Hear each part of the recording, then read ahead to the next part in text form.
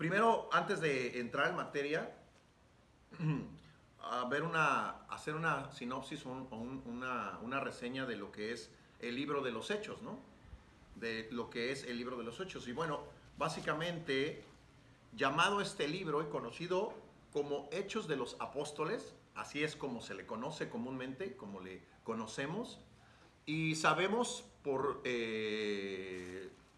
lo que tenemos como referencias, pues que es un libro que fue escrito por el doctor Lucas después de la caída de Jerusalén en el año 70 después de Cristo, aproximadamente. Ojo, muchos creen, sin embargo, y sostienen que este libro fue escrito antes del final del primer encarcelamiento del apóstol Pablo, alrededor de entre el año 60 y el año 62 después de Cristo. Ya que nos explica la mejor forma tan abrupta en la que termina el libro. Es decir, acuérdense que el libro llega hasta el capítulo 28, pero no concluye.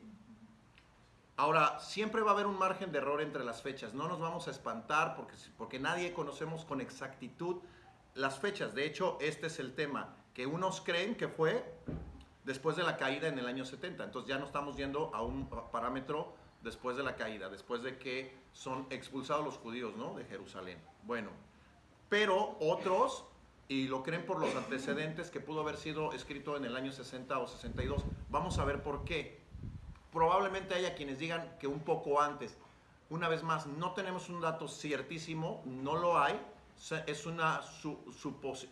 suposiciones o, digamos, líneas de interpretación.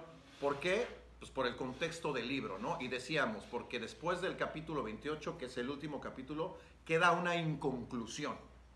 ¿Ok? Entonces ya de ahí podemos pensar que efectivamente fue escrito antes del final del primer encarcelamiento, se me traban las palabras, del apóstol Pablo. Entonces por eso podemos referir estas fechas, por lo que el libro de los Hechos nos ilustra y por las cartas que también nosotros tenemos a Tito, a Timoteo, a Filemón, del apóstol Pablo, ¿no? Tesalónica, pues bueno, vaya, o sea, prácticamente las 13 epístolas que están en el Nuevo Testamento. Entonces, esta forma nos explica que, más bien nos explica por qué fue tan abrupta para el doctor Lucas el dejar de escribir este libro, ¿no? Porque al final de cuentas deja al apóstol Pablo esperando juicio delante de César, ahí se queda, ¿no? Por supuesto que se piensa que Lucas, quien dedicó más de la mitad de este libro para hablar del ministerio de Pablo, habría sin duda dado resultado de este juicio y descrito el ministerio subsiguiente de Pablo. O sea, hubiese descrito el segundo encarcelamiento y la muerte de Pablo si hubiese sido escrito después. ¿Por qué? Porque tenemos registrada la muerte de Pablo a través de la historia de la iglesia, pero también en 2 de Timoteo, acompáñenme, capítulo 4, 2 de Timoteo capítulo 4, versículos 6 al 13, podemos leer ese encarcelamiento del apóstol Pablo, donde va a ser ya ejecutado y que al final de cuentas pues no está descrito en el libro de los Hechos. Por eso es que se cree que pues no se terminó por alguna razón, pero vamos a hablar de referencias, o más bien de fechas, ¿no? Eso quiero decir, de fechas. Por eso puede ser que pudo haber sido entre el año 60 o 62 o a lo mejor un poquito antes.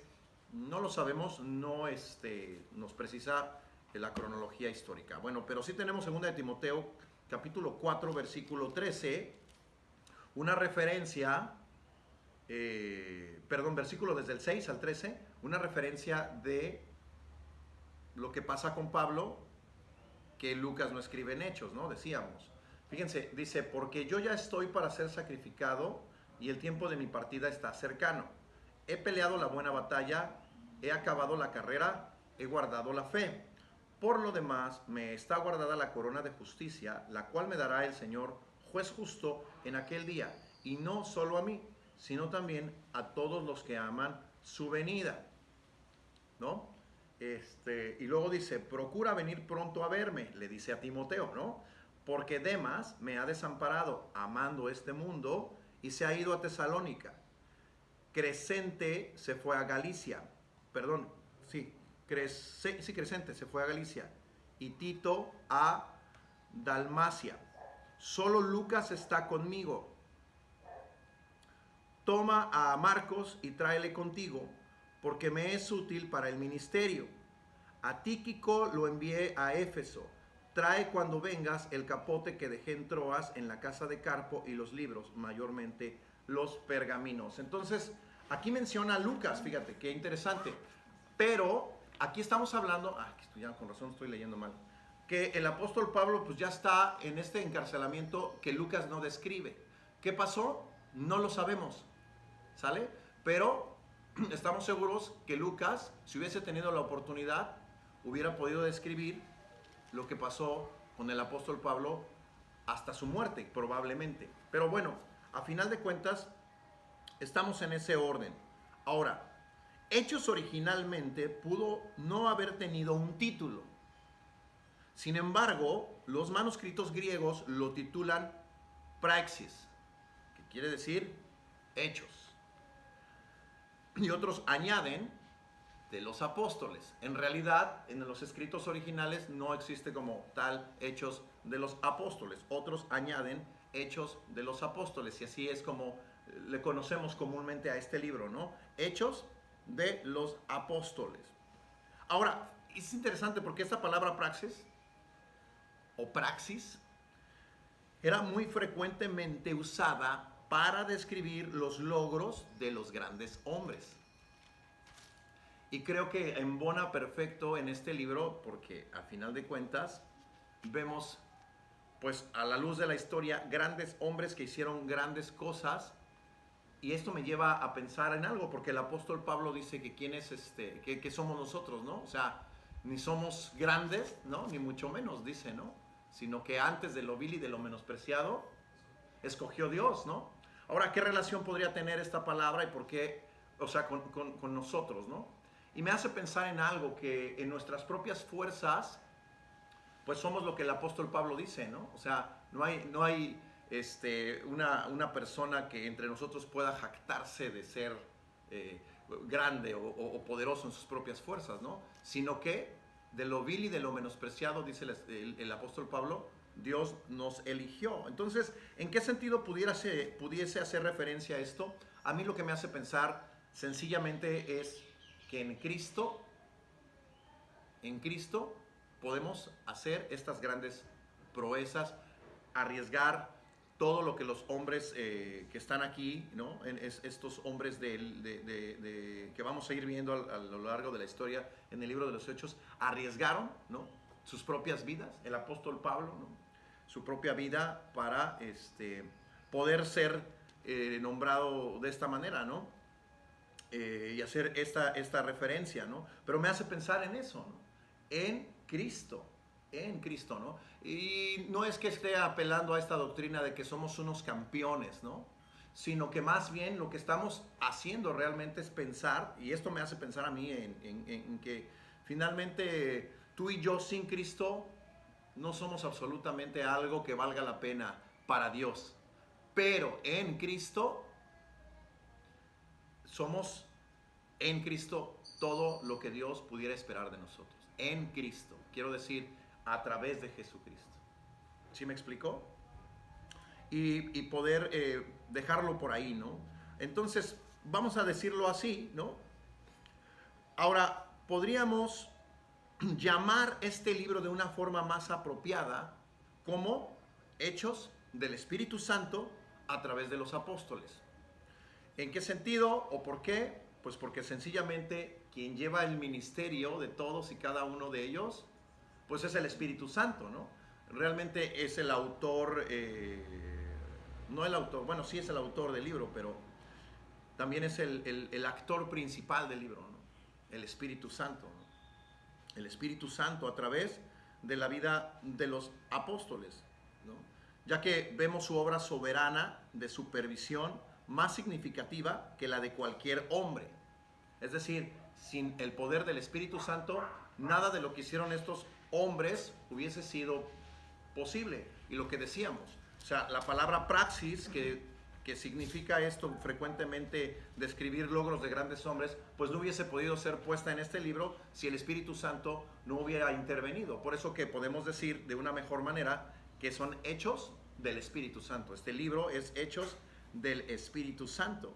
Y aquí vamos a ver un parteaguas entre lo que fue el ministerio de Jesús físicamente, caminando con los apóstoles, a lo que ahora es el ministerio del Espíritu Santo, caminando en la vida de los apóstoles, pero no solo de los apóstoles. Vamos a ver el Espíritu Santo ejerciendo gran poder sobre judíos y gentiles. Y ya sabemos que los gentiles son los que no son judíos, ¿no? Son llamados gentiles. Entonces, ahí vamos, ¿no? Ahí vamos. Y decíamos, entonces, que vemos su obra soberana del Espíritu Santo, la obra soberana del Espíritu Santo, de supervisión más significativa que la de cualquier hombre. El Espíritu Santo es el que da el ministerio, la dirección, el control y la capacitación, ¿no? Y, dicho sea de paso, lo que fortaleció a la iglesia y la hizo crecer en número por el Espíritu y por influencia del mismo Espíritu Santo. Y podemos añadir que hasta el día de hoy el libro de Hechos se sigue escribiendo a través de las hojas de vida de cada creyente que ha dado su vida para salvaguardar la verdad del Evangelio contenido en las Escrituras, ¿no? Y como mencionábamos, hay una forma abrupta en la que vemos que en Hechos, después del capítulo 28, es como si le faltaran hojas, ¿no? Como si ya no lo escribieron, ¿no? Pero podemos aplicar que a través del ministerio del Espíritu Santo, pues es como si Hechos se siguiera escribiendo en la vida de cada uno de nosotros, ¿no? ¿De quiénes? De los que hemos creído y de los que estamos salvaguardando la verdad del Evangelio a través del mismo Espíritu Santo, ¿no? Ahora, Hechos, este libro, incluye notables figuras de la iglesia primitiva.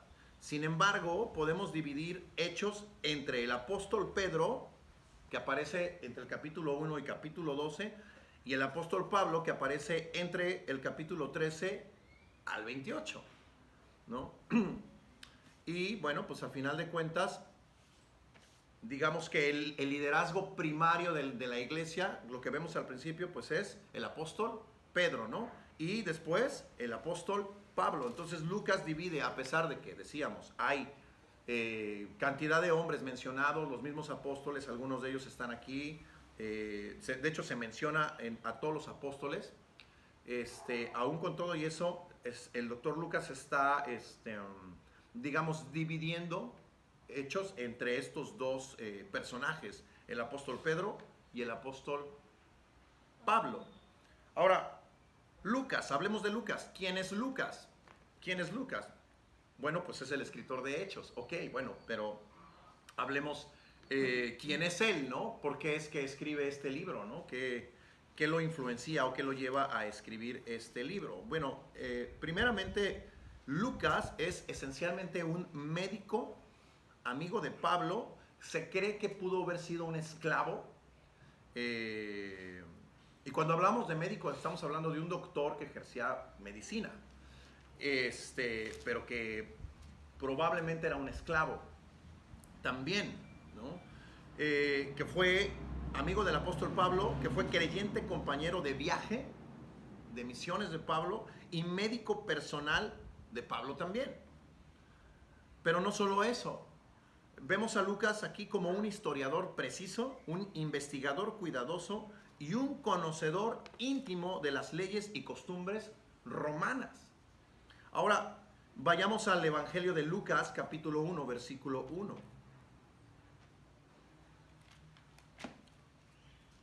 Que, digamos, son los dos libros que escribe este médico, este doctor Lucas. Y podemos leer en Lucas capítulo 1, versículo 1, estas palabras.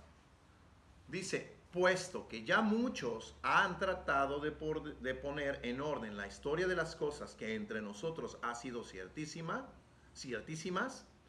tal como nos lo enseñaron los que desde el principio lo vieron con sus ojos y fueron ministros de la palabra, me ha parecido también a mí, después de haber investigado con diligencia todas las cosas desde su origen, escribírtelas por orden, oh excelentísimo Teófilo, para que conozcas bien la verdad de las cosas en las cuales has sido instruido.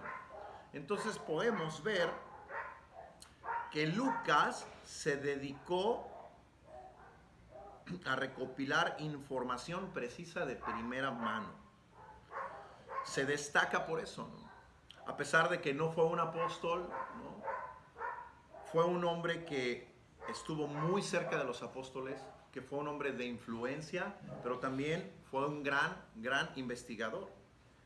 Y me llama mucho la atención, adelantándome un poquito en el estudio, que en el corazón de Lucas están estas palabras, dice en el versículo 4, para que conozcas bien la verdad de las cosas en las cuales has sido instruido.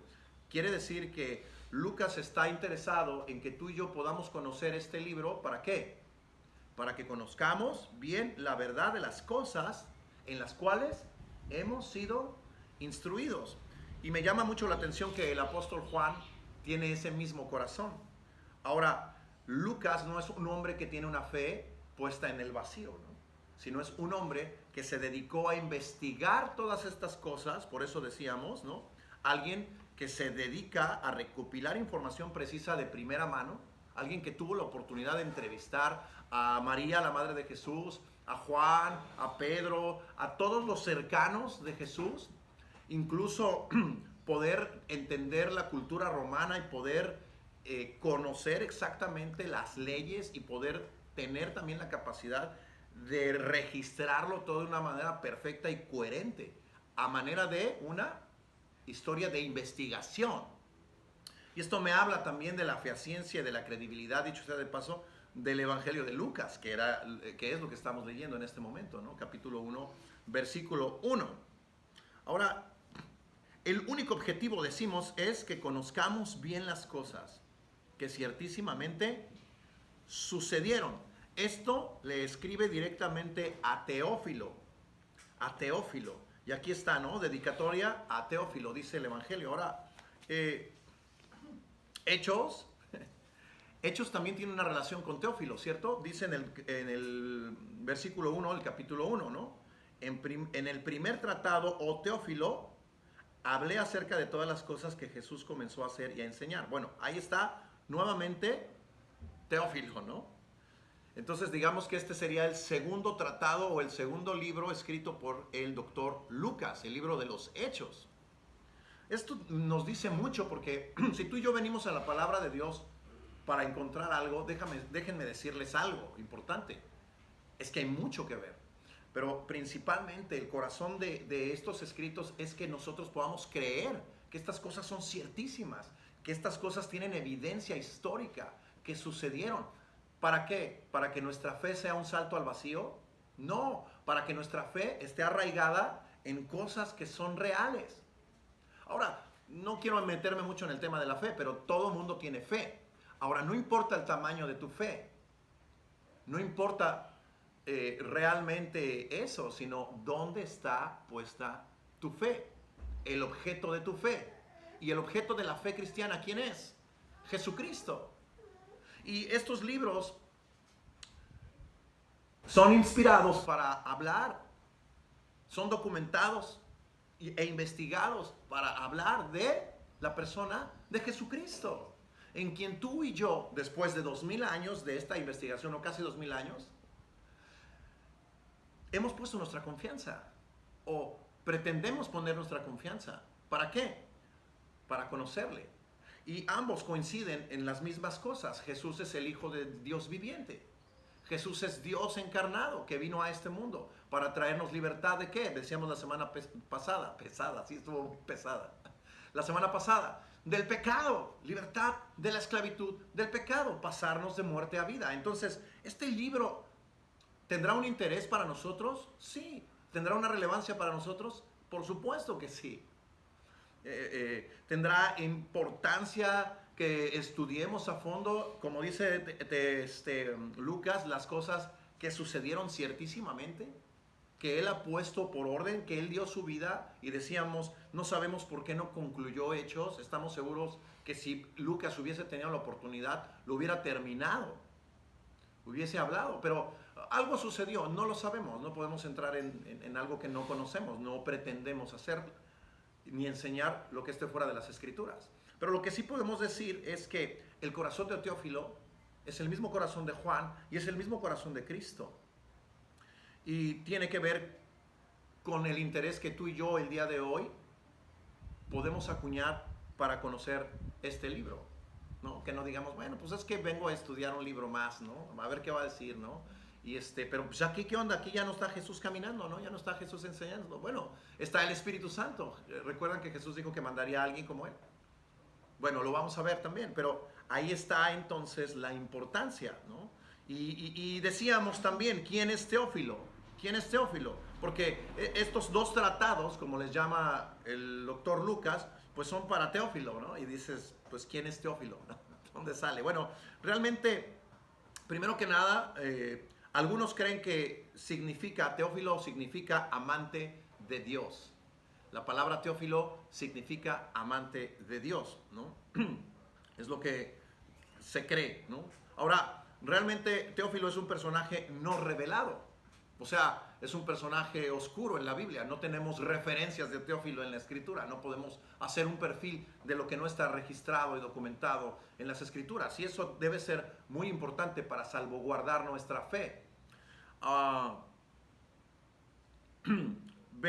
Bueno, entonces, como no es un personaje no revelado, ¿cómo lo podemos ubicar? Bueno, pues por la forma en la que, perdón, el doctor Lucas se refiere a Teófilo, podemos ubicar que pudo haber sido un oficial romano de cierta importancia. Teófilo pudo haber sido un oficial romano de cierta importancia. Lucas se describe a sí mismo en la primera persona a lo largo del libro en plural, cuando habla de nosotros. Y revela que fue también testigo ocular de muchos de los acontecimientos registrados en Hechos. O sea que el doctor Lucas estuvo no solamente recolectando información, haciendo entrevistas, documentándose acerca de Jesús, sino que además, decíamos, fue compañero de viaje de Pablo, ¿no?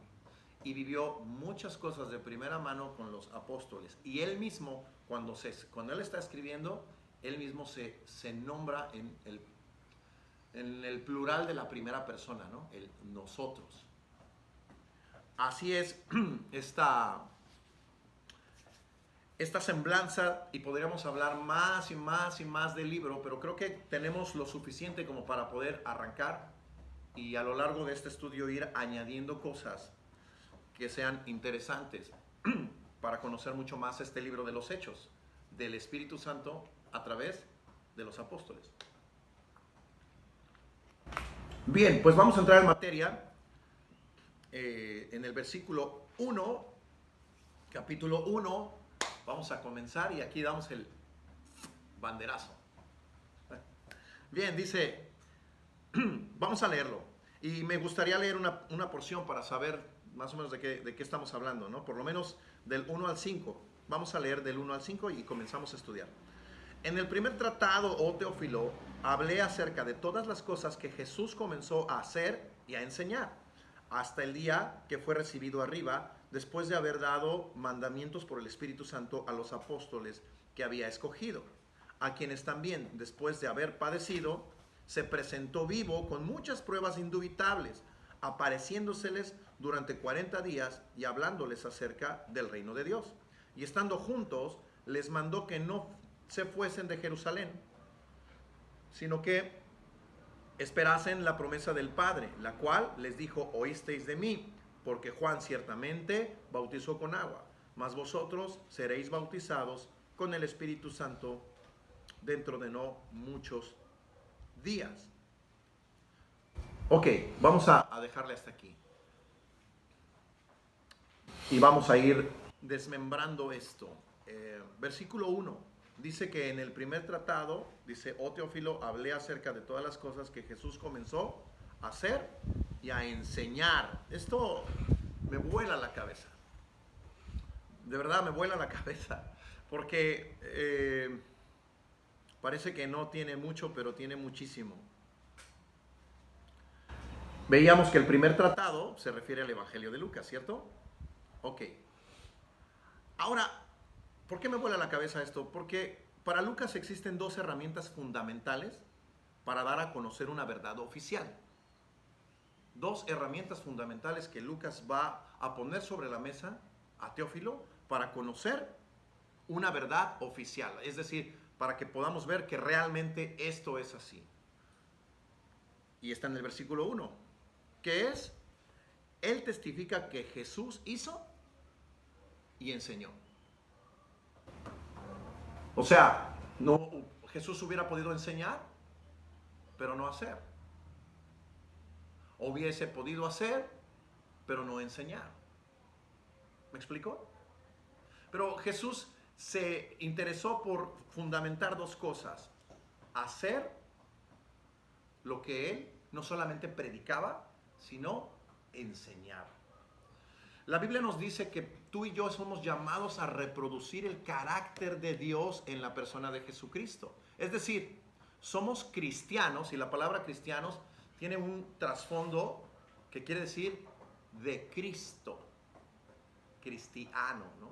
De Cristo. Pertenencia a Cristo, al Mesías. Por eso es que se nos dice, se nos llama cristianos. Pero finalmente lo importante es que como cristiano somos llamados, o como cristianos somos llamados a ser como Cristo. ¿Por qué? Porque somos de Cristo. Jesús les dijo a los fariseos, ustedes son de su padre el diablo. ¿Por qué? Porque los deseos de su padre quieren hacer. Y dice, el diablo ha sido homicida desde el principio y ustedes procuran matarme porque no hayan cabida en mi verdad. Ahora, ¿esto qué significa? Que nosotros reproducimos el carácter de nuestros padres. ¿Sí me explicó? Y para Jesús, para Jesús, el hecho de ser cristianos es que tú y yo tengamos el carácter de Jesús. La manera de ser de Jesús. ¿Y cómo Jesús podía lograr esto? Enseñándolo, viviéndolo. Enseñándolo, haciéndolo y enseñándolo. ¿Me explico? Los apóstoles estuvieron 3 años y medio con Jesús viviendo, literalmente viviendo.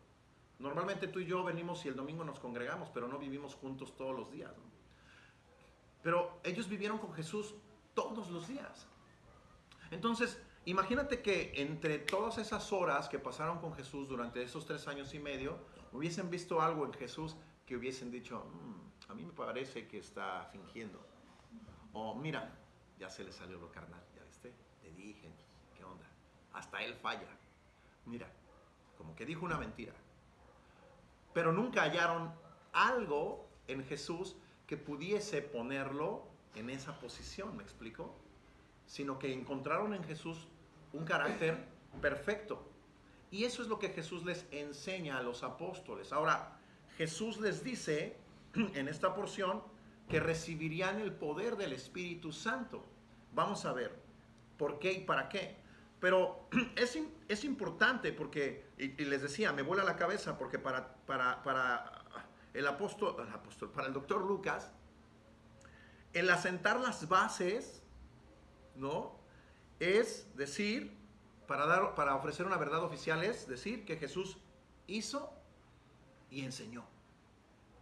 O sea, no es cualquier personaje, hay un testimonio. Y ves a 11 hombres que aprenden a reproducir ese carácter y esa enseñanza a través de vivirlo también.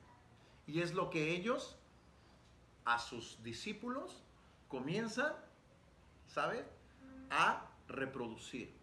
Y así, durante los periodos de la iglesia hasta nuestros días. ¿Cuál es nuestro objetivo? Que podamos reproducir el carácter de Cristo en nuestra vida. ¿Me explico? Ahora, para el ministro, para el que enseña la palabra, esto debe ser una realidad también, ¿no? O sea, no puedo yo enseñar algo que yo no vivo, ¿no? Sencillamente sería una hipocresía darte una carga y decir, es que tú debes hacer esto o tú debes de quitarte esto, cuando yo vivo completamente desarmonizado con lo que yo estoy enseñando. Entonces es importante entender que el hacer y el enseñar representa también integridad y autenticidad. O sea, un hombre como Lucas, un doctor, ya vimos, un investigador, no hubiese puesto las manos al fuego por Jesús si Jesús no hubiese sido quien dijo ser. Así que ya desde el primer versículo tenemos mucho que meditar, ¿no es cierto? Acerca del carácter de Cristo. Ahora, decimos, ¿no? Como creyentes estamos llamados a reproducir ese mismo carácter. Y necesitamos plantearnos dos cosas: hacer y enseñar. Hacer y enseñar. Dices, bueno, pero yo no predico en un púlpito, pero tienes una familia, tienes un entorno, tienes compañeros de trabajo y estás llamado a lo mismo. Que ellos vean en ti que lo que tú dices, lo haces. Es decir, que comulgas en una integridad, ¿no?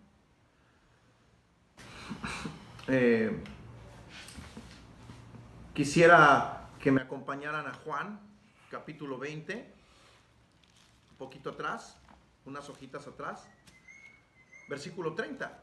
El apóstol Juan está en armonía con el doctor Lucas, porque también Juan escribe sus experiencias en este evangelio. Y basa sus experiencias y la vida que él vivió con Jesús en este evangelio, Juan capítulo 20, versículo 30, en los mismos hechos que Lucas. Dice, hizo además Jesús muchas otras señales en presencia de sus discípulos, las cuales no están escritas en este libro. Pero estas se han escrito para que creáis que Jesús es el Cristo, el Hijo de Dios, y para que creyendo tengáis vida en su nombre. De manera que el propósito de este libro de Juan es el mismo que el propósito del libro de Lucas. Hay una armonía entre ambos. Que creamos que Jesús hizo y enseñó. Que Jesús fue un hombre irreprensible y que estamos llamados nosotros a vivir exactamente esa reproducción de carácter. Acompáñenme a Esdras. Los voy a poner a sufrir, si saben dónde está Esdras, ¿no? Y si no, pues van a sufrir. Ok, Esdras, capítulo 7, un poquito atrás de Job, Esther, Nehemías, y llegamos a Esdras, así de atrás para adelante, Antiguo Testamento. Es decir, pasas, Crónicas, y luego ya está Esdras. Ahí está. Bien. Capítulo 7, versículo 10. Y sería bueno que lo subrayaran, que lo marcaran. Y aquí que se usa mucho el tatuaje, que no lo tatuáramos. 7:10. Capítulo 7, versículo 10. Dice, porque Esdras había preparado su corazón para inquirir la ley de Jehová y para cumplirla, y dice, y para enseñar en Israel sus estatutos y decretos.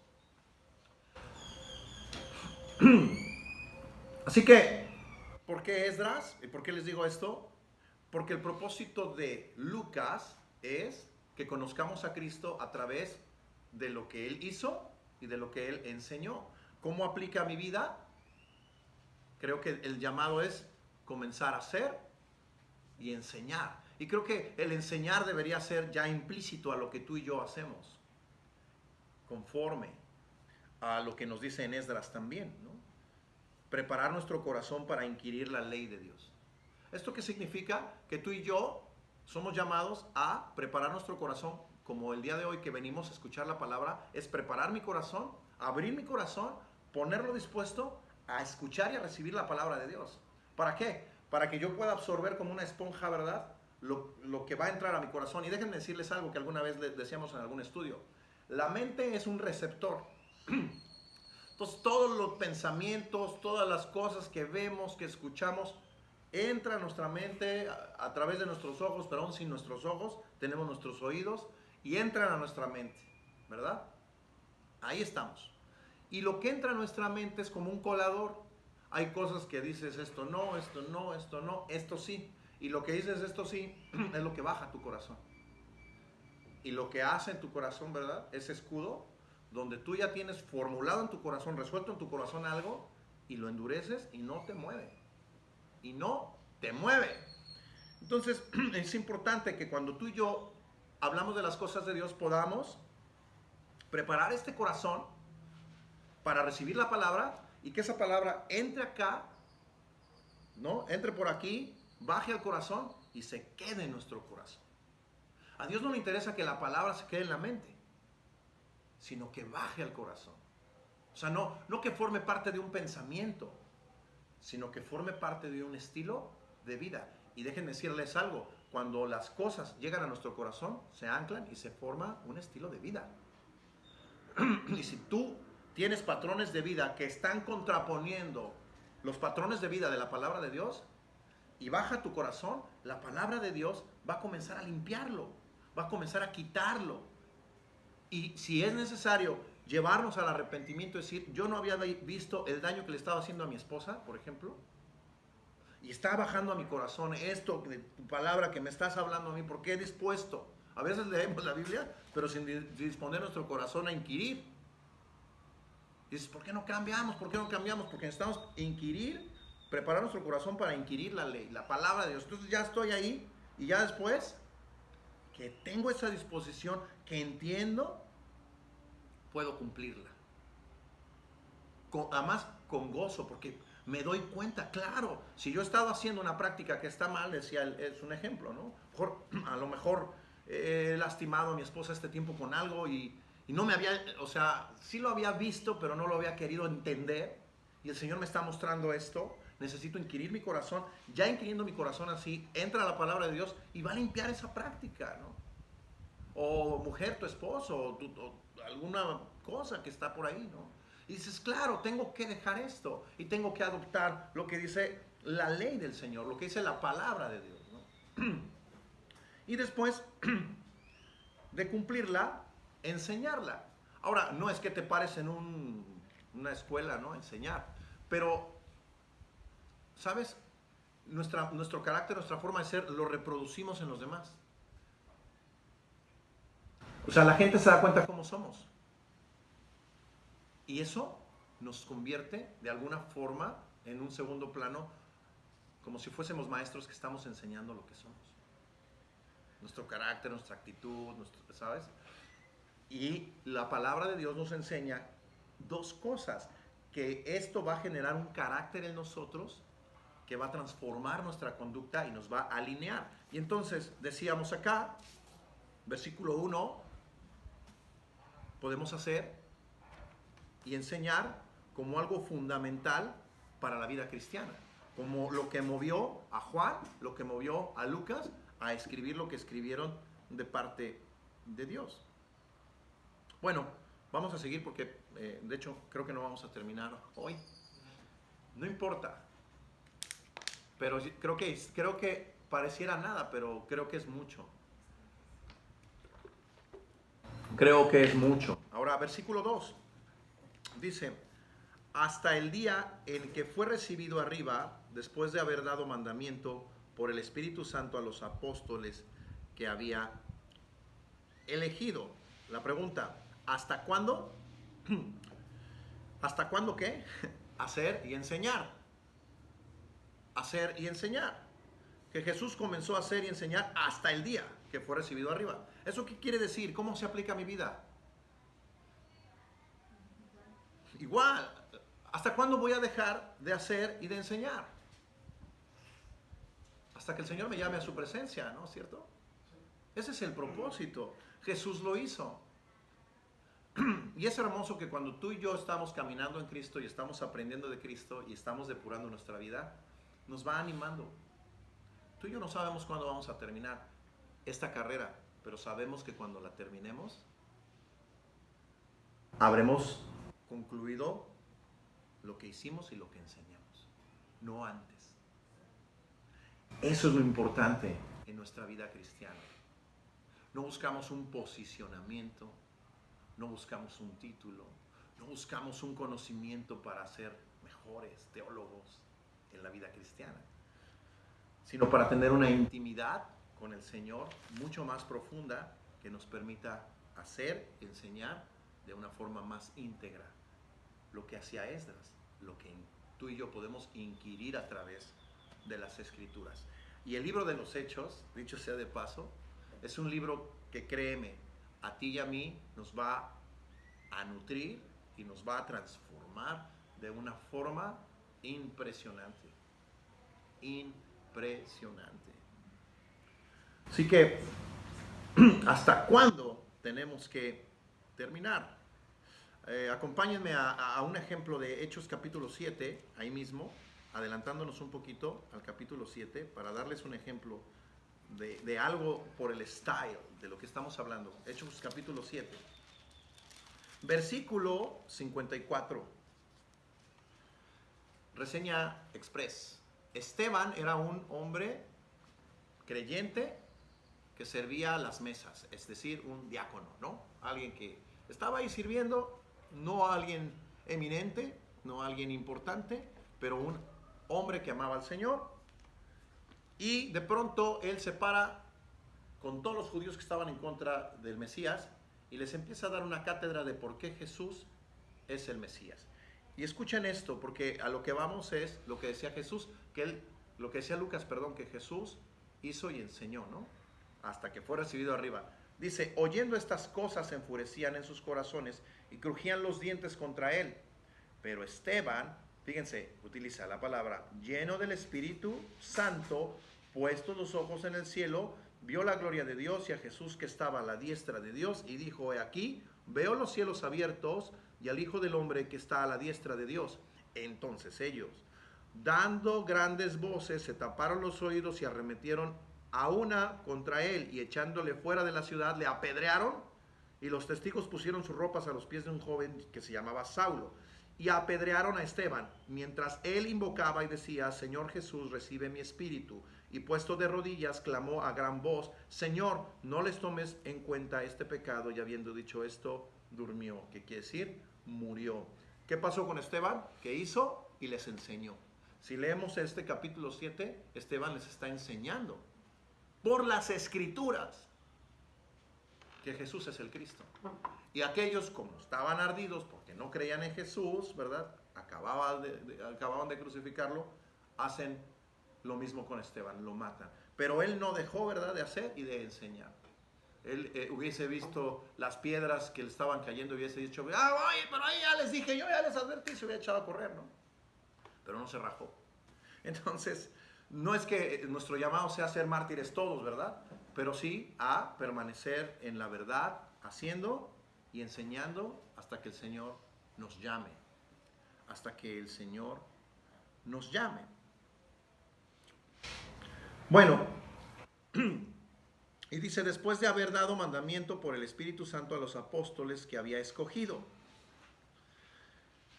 Y luego dice, a quienes también, después de haber padecido, se presentó vivo con muchas pruebas indubitables, apareciéndoseles durante 40 días y hablándoles acerca del reino de Dios. Y estando juntos les mandó que no se fueran de Jerusalén, sino que esperasen la promesa del Padre, la cual les dijo, oísteis de mí. Porque Juan ciertamente bautizó con agua, mas vosotros seréis bautizados con el Espíritu Santo dentro de no muchos días. Bueno, Aquí hay una reseña, pero quisiera que me acompañaran a Mateo capítulo 3.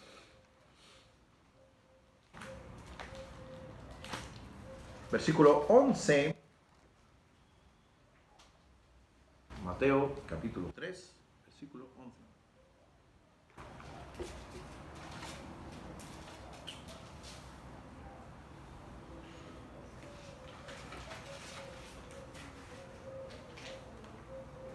¿Ya? Dice, yo a la verdad os bautizo en agua para arrepentimiento, dice Juan el Bautista.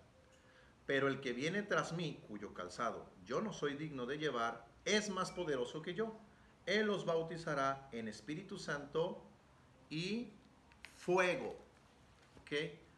En Espíritu Santo y fuego. Así que esto ya estaba profetizado desde antes. ¿Qué es lo que estaba profetizado desde antes? Pues que los apóstoles recibirían el Espíritu Santo. ¿Ok? El Espíritu Santo. Ahora, este libro que decíamos, Hechos del Espíritu Santo a través de los apóstoles, nos va a enseñar la verdad del Espíritu Santo a través de nuestra vida. Quiero decirles algo. Yo sé que vamos a terminar el día de hoy con esto. La siguiente semana seguiremos y terminaremos el capítulo. Pero es importante decirles algo que es importante porque es una realidad que estamos viendo todo el tiempo. Se ha malinterpretado al Espíritu Santo, se le ha dado muchas veces un sobreénfasis, pero también muchas veces se le ha hecho a un lado. ¿Qué es lo que pretendemos hacer nosotros en este libro? Darle el peso que tiene el Espíritu Santo para la vida de cada creyente. No más, no menos. Entonces es un trabajo arduo y es un trabajo importante porque la misión es predicar conforme está escrito. Conforme la Biblia nos dice qué papel juega el Espíritu Santo. Ahora, el Espíritu Santo podemos decir confiadamente que no es una energía, no se trata de un energema, sino el Espíritu Santo es la tercera persona de la Trinidad. Eso comenzando desde ahí. Ahora, el Espíritu Santo tiene un ministerio para con todos nosotros hasta el día de hoy. Aquí Jesús dice en el versículo 5, porque Juan ciertamente bautizó con agua, mas ustedes serán bautizados con el Espíritu Santo. Y Juan dijo que él bautizaba con agua, pero Mateo 3:11 dice, pero el que viene tras de mí, él los bautizará en Espíritu Santo y fuego. ¿Qué significa? Que habría una confirmación en la vida de cada creyente a través del Espíritu Santo. O sea, el Espíritu Santo dentro de ti, dentro de mí, confirmando que somos creyentes genuinos. Ahora, ¿eso significa que hay creyentes falsos? Por supuesto. ¿Cuál es la diferencia entre un genuino y un falso? El Espíritu Santo. ¿Me explicó? Ya lo iremos viendo, pero es importante que nosotros podamos partir de ahí para darle el balance. Ahora, Jesús va a decir que todo poder le ha sido dado de lo alto, ¿no es cierto? Y que con ese poder nosotros hablaríamos y predicaríamos el Evangelio. Y vemos que el Espíritu Santo es el que lleva el ministerio. De manera que Jesús en este momento les va a decir a los apóstoles que ellos van a recibir ese Espíritu para que el Espíritu Santo les siga guiando y les siga confirmando y que a través del Espíritu Santo ellos puedan dar testimonio. Leíamos en Hechos capítulo 7, Esteban lleno del Espíritu Santo. Y lleno del Espíritu Santo fue asesinado.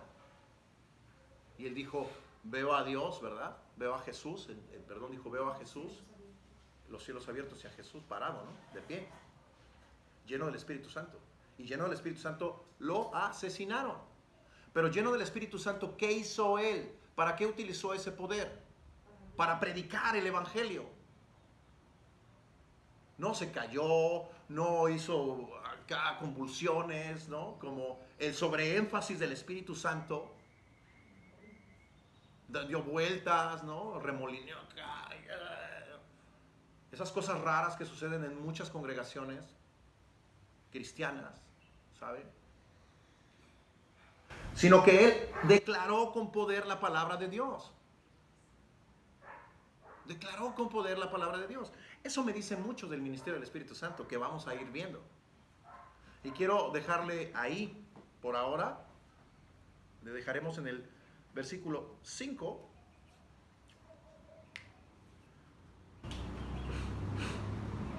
Y bueno, pues leíamos del versículo 3 al versículo 4 eso, ¿no?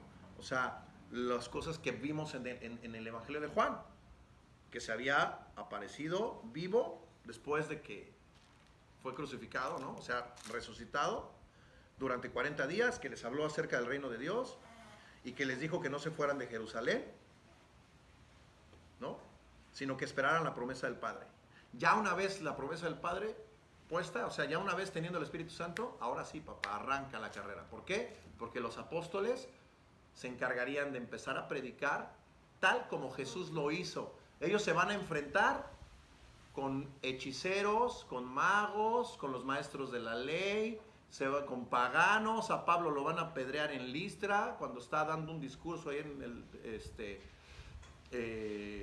bueno, se me fue, pero cuando está dando un discurso lo apedrean. Él regresa. Entonces vamos a ver una vida dinámica. Ahora, esto me encanta y quiero cerrar con esto porque cuando dice Juan el Bautista que con fuego del Espíritu Santo nos imaginamos que va a llegar el Espíritu Santo y como nos va a hacer arder así, no manches, es un Saiyajin, ¿no? Realmente el fuego es ese poder. Ellos pueden determinar o más bien identificar o definir que el fuego es el poder y el dinamismo con el que ellos van a enfrentarse a la vida hablando del Evangelio. Claro, cuando tú predicas de Cristo sin el poder del Espíritu Santo y la gente se burla, tienes temor, tienes vergüenza. Pero cuando estamos llenos del Espíritu Santo, eso no importa. Eso no importa. Y dices, hasta donde tope, papá. ¿Por qué? Porque el Espíritu Santo es el que nos está dando ese denuedo, esa autoridad para hacer lo que tú y yo necesitamos para cumplir la obra de Dios. Pero también le iremos viendo para vivir una vida cristiana, para tener la facultad de dejar de ser esclavos del pecado. Y vamos a enseñar, por cuestiones de tiempo, ¿no?, que nuestro cuerpo es templo del Espíritu Santo. Lo que significa que el Espíritu Santo no es que nos posea, ¿verdad? Pero sí tiene una influencia en nosotros y nos recuerda las cosas y nos ayuda a permanecer en una vida de santidad y pureza y a poderle decir al pecado no. De pronto dices, pues yo antes en mi vida pasada, ¿verdad?, el alcohol, las drogas, esto, lo otro, aquello, y tenía mucha desesperación, no podía dejarlo, pero ahora en Cristo pude sin problema. ¿Por qué? ¿Porque te tomaste tu chocomil? No, porque el Espíritu Santo te capacitó, te ha capacitado para poder vencer ese pecado y decirle no. Así que bueno, nos vamos a quedar con estas cosas que creo que son muy importantes. El apóstol Pablo, ¿no?, tanto como el apóstol Pedro, fueron de los cuales se enfoca este libro. Decíamos, Lucas, que es el doctor de Pablo, que escribe estas cosas, es un médico que investigó y que asentó en 2 puntos: hacer y enseñar. Y creo que la enseñanza del día de hoy, mis amados hermanos, es que tú y yo tenemos un llamado a ¿qué? A hacer y a enseñar. ¿Recuerdas a Esdras? Inquirir. ¿Qué hicimos en ese momento? Hemos inquirido esto, ¿no?, el conocimiento. Ahora, ¿el conocimiento se va a quedar acá? No, tenemos que inquirir para que baje.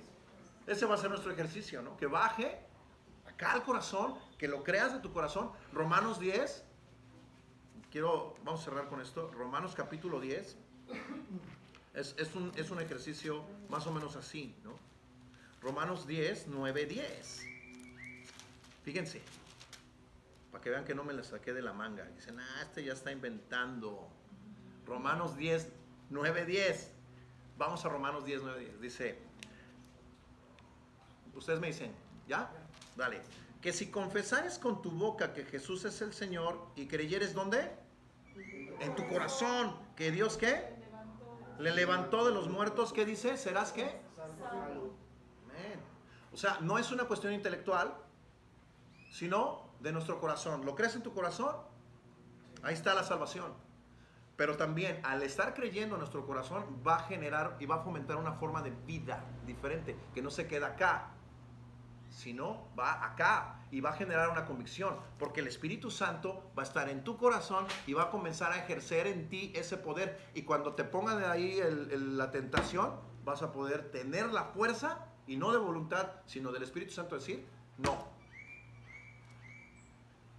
Cuando venga la tentación, cuando venga la prueba, todos tenemos una prueba. A lo mejor a mí no me tienta lo que te tienta a ti, pero cuando llegue el momento de la tentación, donde tú vas a sentir, como dicen, en ese momento él sintió el verdadero terror, que tú sientas el verdadero terror, hijo, vas a tener la convicción del Espíritu Santo para decir no.